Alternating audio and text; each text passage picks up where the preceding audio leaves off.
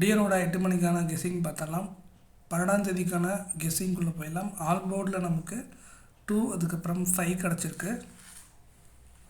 ஏ போர்டில் 5 அதுக்கப்புறம் 2 கிடச்சிருக்கு. பி போர்டில் 1 அதுக்கப்புறம் 2 கிடச்சிருக்கு. சி போர்டில் 5 அதுக்கப்புறம் 1 கிடச்சிருக்கு. ஸோ நேற்றுக்கு பார்த்தீங்கன்னா 8 மணிக்கு 922. ஸோ வந்து பிசியில் 22 வந்துச்சு. என்னோடய கெஸ்ஸிங்கில் ஏபியில் 22 நாளைக்கு வர வாய்ப்புகள் இருக்குது. ஸோ வாய்ப்பு தான் இருக்குது. ஸோ மேபி இது வந்து 3 மணிக்கு கூட நமக்கு 22 வரலாம். ஸோ உங்களுக்கு ஏற்ற மாதிரி பிளான் பண்ணிக்கோங்க.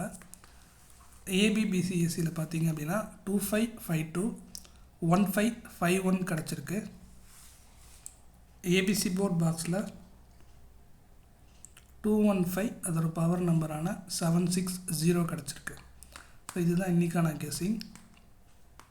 ஸோ நாளைக்கு மெயினாக வரப்போகிற நம்பர் இதில் என்ன நம்பர் கொடுத்துருக்கேன்னு சொல்லிடுறேன். ஃபஸ்ட்டு 251 3 நம்பர் கொடுத்துருக்கேன் இல்லையா? ஸோ அதுதான் மொத்தமாகவே கொடுத்துருக்கேன். ஸோ 215 இந்த 3 நம்பர் தான் மொத்த கெஸ்ஸிங்குமே வருது. ஸோ பவர் நம்பர் இதுக்கான பவர் நம்பர் தான் எழுதியிருக்கேன், தவிர இது புதுசாக எங்கேயுமே எடுக்கல. ஸோ மெயின் நம்பர் நமக்கு 215, அதோட பவர் நம்பர் 760. ஸோ இதுதான் 8 மணிக்கான கெஸ்ஸிங், டோட்டல் கெஸ்ஸிங்கு. ஸோ முடிஞ்ச அளவுக்கு நாளைக்கு லிமிட்டாகவே ப்ளே பண்ணுங்கள். இதில் பார்த்தீங்க அப்படின்னா 2 வந்து ரிப்பீட் ஆகுமான்னு கேட்டிங்கன்னா வாய்ப்பு இருக்குது. 2 வரல அப்படின்ற பட்சத்தில் 1 நம்பர் நாளைக்கு வந்து 8 மணிக்கு வர வாய்ப்புகள் இருக்குது. இந்த 2 நம்பர் உங்களுக்கு மேட்ச் ஆனால் மட்டும் ட்ரை பண்ணுங்கள். மற்றபடி இதில் பேலன்ஸ் இருக்க நம்பர் பார்த்திங்கன்னா 5, இது ஒரு நம்பர் தான் நான் சொல்லாத நம்பராக இருக்கும் நான் இப்போ சொன்னதில்.